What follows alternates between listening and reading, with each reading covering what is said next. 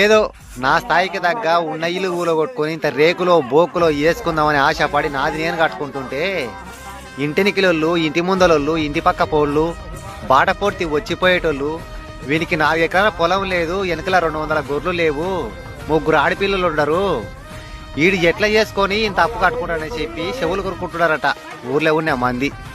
చెప్తా వినండి. దేవుడిచ్చిన కాలు చేతులు చక్కగా ఉంటే ఉండి నాకు ఏ రోగం రాకుండా ఉంటే ఇంకా ఓ 20-25 ఏళ్ళైనా సరే జీతం ఉండి చేసిన అప్పు కట్టుకునే ధైర్యం నాకుంది. ఆడ ఈడ